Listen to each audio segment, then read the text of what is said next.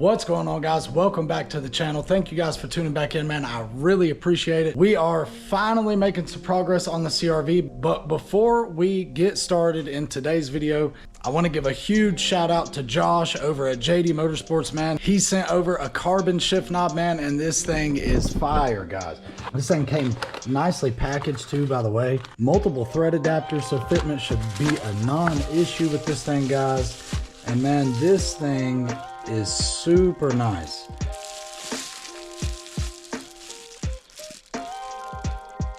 It looks really good. So huge shout out to Josh over at JD Motorsports, man. This thing is really nice. And these are all handmade, guys. He makes a bunch of carbon parts, custom parts. So if you guys want something made, hit him up on Facebook and he will get that knocked out for you. This thing is gonna look really good in the CRV, guys. So all his carbon parts that he makes, because he also makes spark plug covers for the B-Series VTEC valve covers. As you guys can tell, we do not have a VTEC B-Series, but hopefully I'll be able to get a VTEC head here soon, and we can grab one of those as well. So again, shout out to Josh over at JD Motorsports. Super cool guy. Sent this over real fast, man. So if you guys need any custom carbon parts or not custom, he sells carbon lips, he sells carbon spark plug covers if you got a VTEC B-Series, and shift knobs, pretty much everything, guys. He is like the carbon guy. He's also been working on a carbon air box. Damn! I don't know if I'm supposed to say that or not, but dude, that thing looks really good. Guy's definitely good at his craft. Support local small businesses, man. All these are handcrafted right here in Virginia, so that is awesome. Really support that, man. Go support him, follow his Facebook page, like his Facebook page, do all that, add him. We are gonna go ahead and throw this in the CRV. I know I am kind of far out from putting this to use, but I gotta get a visual of this thing in there, because guys, I got the S2000 conversion coming for this thing, so I'm gonna be putting an S2000 cluster in this thing. We're just gonna throw this in for a teaser. We will be revisiting this whenever my S2000 cluster conversion stuff all comes in. Also, guys, remember our cables aren't hooked up to anything, so yeah. And this thing is just a little dirty, guys, so don't mind that. This thing looks really good, guys. The lighting isn't really doing it justice right now. This thing looks really good. If you guys don't remember, I do not have my cables hooked up to anything, as there's no motor or trans in the car, so it kind of just keeps falling. But guys, with that being said, this thing looks really good, and especially with the Android radio and then the S2000 cluster conversion stuff coming, this thing, when I get the gauges in there, is going to look phenomenal. I'll be able to get some really nice interior shots, guys, because this thing, it's a little dirty right now. It's full of parts, but this thing has some really clean interior. It also has the JDI push button start that I put in it a while back. Huge shout out to Josh over at JD Motorsports. Really appreciate you, man. Thank you a lot. He makes some super nice stuff, really high quality stuff, guys. So go over and support him. They're all handmade right here in Virginia, which I think is super cool.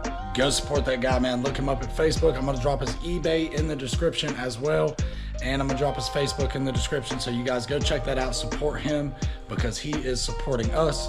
So if you can, take the time out of your day, go show him a little support. I know he would greatly appreciate it, as I do the shift knob. Thank you, guys. Let's go ahead and hop into this video, guys. What's going on, guys? We're going to be installing new O-rings on the transfer case on the all-wheel drive B-Series transmission, guys. And if you guys haven't did this, it is not complicated, guys. I haven't replaced these O-rings before, but I have had to drop this transfer case in the car whenever I installed the steering rack. So with that being said, guys, it's literally just four 14s, and as you can tell, mine's actually missing a bolt, and that is the part number for that if you guys are missing. So with that being said, guys, we're gonna go ahead and pop this thing off, and there's an O-ring on the inside of this thing. There's also an O-ring on this plate here, and then there's also another O-ring on this side here, and we do have all of those. and I will show you guys those as we go through this. So, all right guys, this is gonna be 4 14 millimeters, and you know, in our case, we only have 3. So we're gonna go ahead and pop these off here. See, as you guys can tell there is a shorter bolt here. So you guys do not want to get that confused up and use one of the longer ones, because you will bottom it out and strip it out. So, but with the bolts removed, guys, literally all you gotta do is just grab this thing, give it a little jiggle.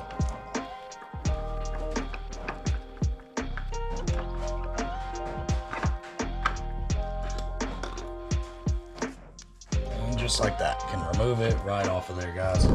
As you can tell, she is pretty clean in there. But we are going to want to wipe this stuff out here. I've been cleaning the transmission, so there could be a little moisture in it. That's why it looks a little bit like that. All right, guys, so as you can tell, guys, I have the transfer case flipped, and it is setting on the drive shaft side, as you guys can tell. We are going to go ahead and swap out this O-ring to begin with. This is going to be 2 10 millimeters. All right, guys, and that's all there is to that. You just want to give it a little twist to kind of go ahead and break it free. But simple enough, guys. We're just going to go ahead and clean this up here.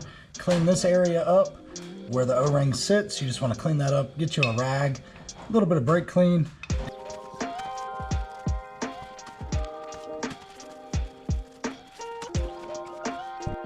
So, all right, guys, this is going to be our new seal for the smaller cover plate that's held on by 2 10 millimeters. That's going to be your part number. All right, guys, and a quick tip, I like to lube the O-rings as well. So whatever, you know, fluid the O-ring is going to be touching is what you would want to lube it with. So we're going to be throwing a little bit of Honda OEM manual transmission fluid on this thing, because that's what we'll be filling our transmission with. And we just do that basically so the O-ring doesn't bind up or anything on the install. All right, guys, so you want to lube this area up right here just a little bit as well. All right, guys, so now that we got our O-ring lubed up with a little bit of manual trans fluid, I'm gonna go ahead and throw that thing back on here, guys. Just install the plate just like it was. All right, guys, so we got them installed. We're gonna go ahead and switch to our 12 millimeter, and we're gonna go ahead and zip this cover plate off of the back right here. Get a little pry bar here to give us a little help.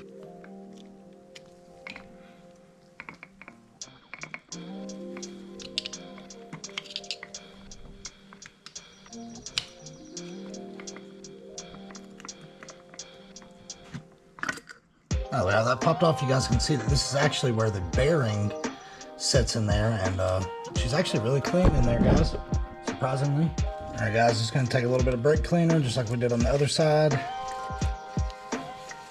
and make sure that this area is nice and clean. All right, guys, so now that we have both of the gasket surfaces, we're gonna wipe this one out as well. But we're gonna take our old O-ring out.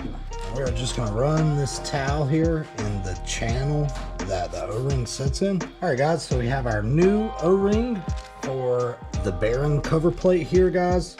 This here is gonna be your part number. So let's go ahead and get that thing soaked in some lube and get it on. I'm just gonna easily stretch this thing back over.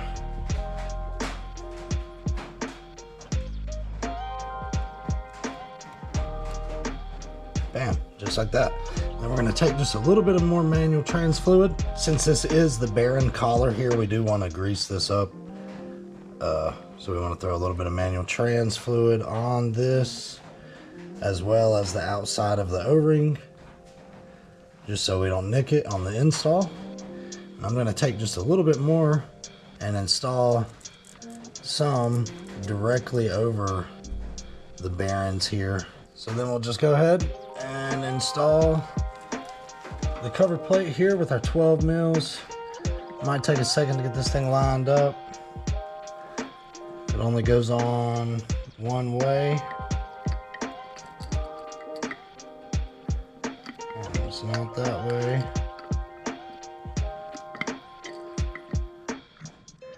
Okay.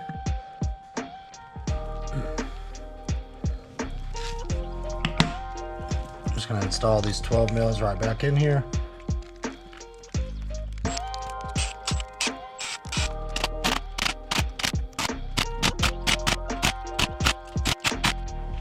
All right guys, so we're getting ready to reinstall the transfer case. So we're going to be replacing the last O-ring here, and that is going to be your part number for that. So let's go ahead and get this old one off here.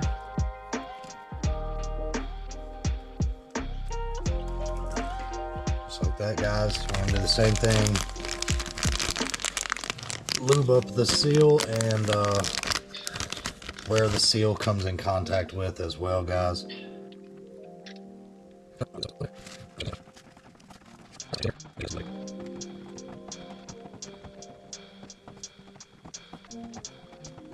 gonna take just a little bit, put it right here on the inside.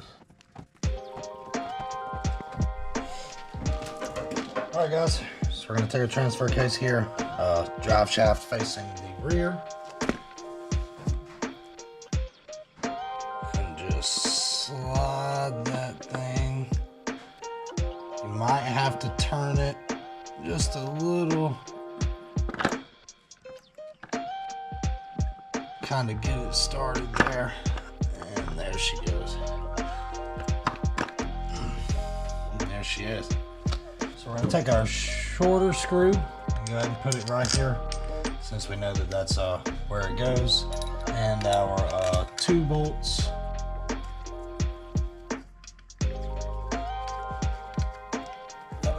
Over here on the right side. These are the same on the right side. Now the left lower bolt that we was missing, I do have new from Honda, and this right here is going to be the part number for that. We're going to pull that out the package, guys, and as you guys can tell, this is another long bolt.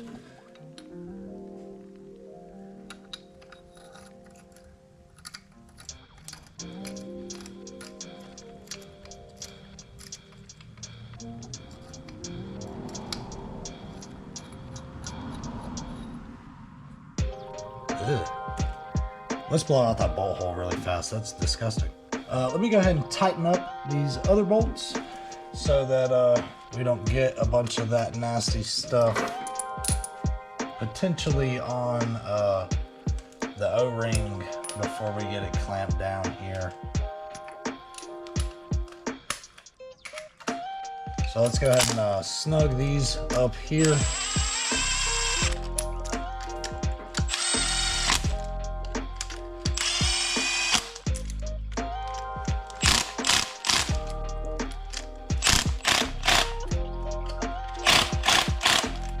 Okay, so now that we have those snugged up, guys, I'm going to go ahead and blow out this hole here because it is absolutely disgusting.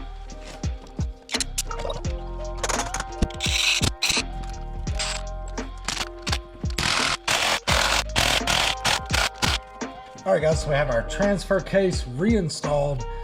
We're going to leave these axle seals in it, so that if we do get a little overspray on it or whatever have you, it is okay. I do have new axle seals. We're also going to go ahead and pop this bracket off. I'm probably going to be powder coating this, and we're going to go ahead and get this thing back outside, guys, and get this thing taped up and painted just like we did this motor, guys. So we're going to hopefully get this thing to look just as good as the motor, and get this project back together, guys. I am tired of seeing this thing like this, so we need to get this thing back together. So with that being said, guys, let me go ahead and flip this thing, or well, let me go ahead and pull this bracket off, get this thing back outside. Let's get it wire wheeled and cleaned and sprayed. All right, guys, so I know I did not record this, but we got the trans painted, guys, and this thing came out pretty good. I have new axle seals, guys, so don't worry about that. We also painted this after resealing our transfer case, so this thing is all ready to go.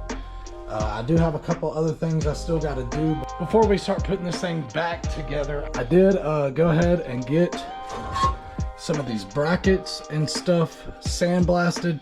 Basically everything that I'm going to be doing matte black, guys, I've went ahead and sandblasted. I would go ahead and sandblast all this, guys, but if you guys are not familiar with that, then you know, it has to be painted or powder coated soon after it's sandblasted, guys, because it will start to corrode, especially with all the moisture we got going on today.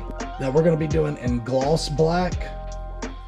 Everything that's already sandblasted, we're going to be doing in matte black. Don't mind the ECU back there, guys. That's separate. With that being said, guys, I'm going to hop right back in to this. I'm not going to record a whole lot of this. I know this, you know, standing here watching me sandblast and stuff like that's not too exciting, but I will be making another video on powder coating because as I recently said, I had upgraded my powder coating setup to the Eastwood with some modifications. So I will be doing another video on that, but I'm not going to be doing all that in this because I got a lot of editing that I got to get caught up on, guys. Partly because my laptop kind of just quit editing in 4K. I think it's as soon as I switched over to the GoPro, the laptop is not liking having to edit the 4K videos. It's just not wanting to do it. It did it fine in 1080p, but the 4K is just not wanting to do it, guys. So you know what that means? We got a PC build. That'll be completely different than anything we've ever did on this channel, or that we probably will do, because I'm not going to be getting into building PCs or anything like that. But my cousin is actually, you know, very knowledgeable about building PCs. He's got a couple he's built himself. So we're going to get him to build us a PC. I've already ordered everything for it. I'm kind of just not really into that type of stuff. I'm having to do this because if I'm going to buy a PC that's actually capable of editing the 4K videos like I want, I'm going to have to spend an absurd amount of money, which I still had to spend an absurd amount of money to build one. But you know, then you kind of get into the, oh, this looks cool, oh, this is cooler than that. So you know, once you start getting into that, it starts getting expensive. But all the parts are on the way, so I'm gonna try to get Zachary to knock this thing out as fast as possible so that I can get back to editing my 4K videos, guys. That has a big role in slowing down my video making process. We recently switched over to the GoPro, and that's great. I was using my iPhone. Way easier to edit on a laptop or a computer or something like that, guys. Not that it's hard to do it on your phone, but whenever you start getting into like really lengthy videos, guys, I'm not a fan. I would much rather be able to look at a big screen rather than having to zoom in on my phone and make micro adjustments. It's just, you know, it's not ideal. It's something you can do for shorts. Now for shorts and reels and stuff like that, you know, it works great. And if you got to, like I'm having to right now, it works fine. It's kind of crazy that my iPhone, even my older iPhone, would edit the 4K videos no problem, and my laptop is just giving up, waving the white flag, guys. So, which that's all right, because I originally got that laptop to be a tuning laptop. It was not specifically for editing, although I was kind of hoping that it would be able to do both. Yeah, kind of asking a lot. But so anyway, guys, enough about the PC build. The PC build is coming, and it's going to be coming here really soon. So depending on when you guys see this video, I really don't know. Maybe I'll make another video in like, you know, maybe a year or 8-9 months to kind of give a review on the setup. I do not plan to game on this setup. I have an Xbox Series X. So, you know, me, if I'm going to game, I'm just going to get on my Xbox. But I don't know. I could change my mind and start using it for that as well. But that's not its intended purpose, guys. Its purpose is to be able to edit these 4K videos so I can get these videos out faster, because this is slowing down production. So we need to get this going. We're going to end this video right here. I don't even know what video I'm talking about because I got so many videos that need to be edited. It's not even funny. And that's really what I need to get on right. Well, I'm going to go ahead and do these powder coated parts. I'll probably pop back in, show you guys that real fast, but this is my outro. So I'm not going to record another outro because I need to knock this out and I need to get some editing done. It's so hard to force myself to sit down and just sit there and stare at my phone because I can't use my laptop. Just stare at my phone and edit, man. It just takes so long. But better days are coming, guys. We are getting that 4K editing set up no matter what. It's already on the way, so it doesn't matter. With that being said, guys, this is where we're gonna leave the video. I don't even know what video I'm talking about. I got so many videos that need to be edited. It is not even funny. So with that being said, guys, I appreciate every one of you for tuning back in. It really means a lot. If you haven't yet, hit that bell notification so you guys are notified every time I upload, because I could start slacking and y'all kind of forget about me, and then I pop up 2 months later with a banger video. So you never know. But nah, I'm kidding, guys. I got to get better about posting. After this is uploaded, I'm telling you, consistent videos coming soon. I promise. But thanks again, guys. I super appreciate it. If you guys haven't yet, hit that bell notification. I know I done said it once, but I'm gonna say it twice. If you haven't yet, subscribe. Thank you.